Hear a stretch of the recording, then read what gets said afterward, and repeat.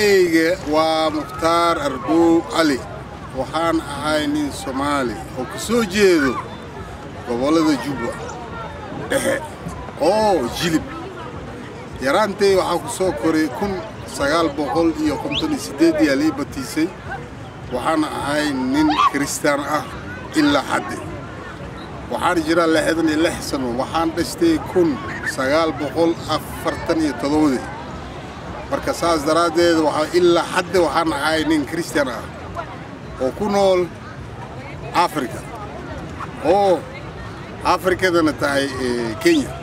kulligina idin salaamay magaca Sayid Ciise Masiix yaa idinku salaamay oo siidkeyga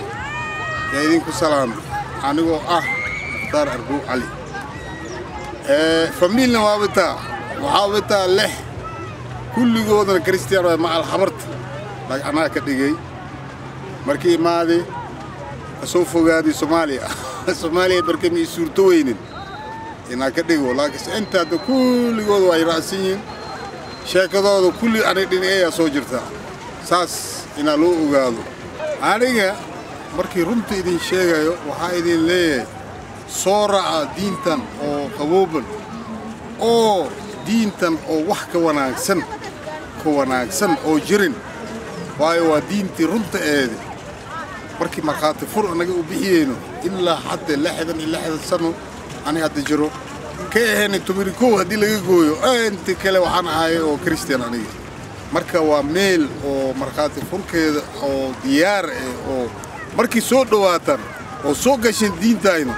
masee diintii oo Kristaanka ah waxaad helaysin bashbash baraaro barwaaqo wax kasto iyo qaboobanaan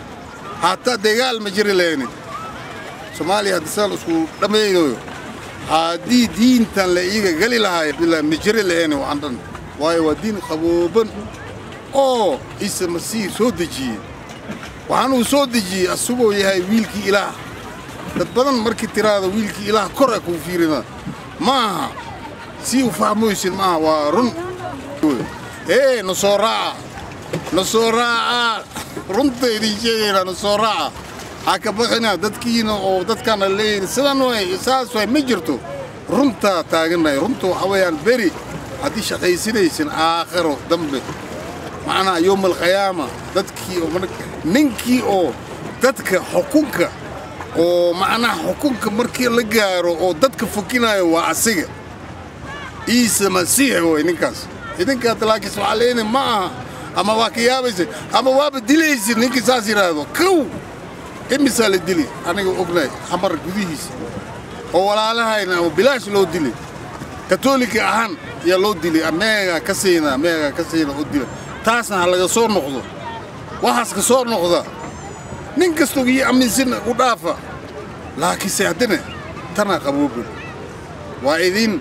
runta idin sheegayna aniga halii hadda ku jirno waxa way qaboobanaan miir wax kasto iimaan wax kasta ku qabna markii aniga nahay dadka Kristaanka ah runta idin sheegayna marka waa idin soo salaamay saas ogaada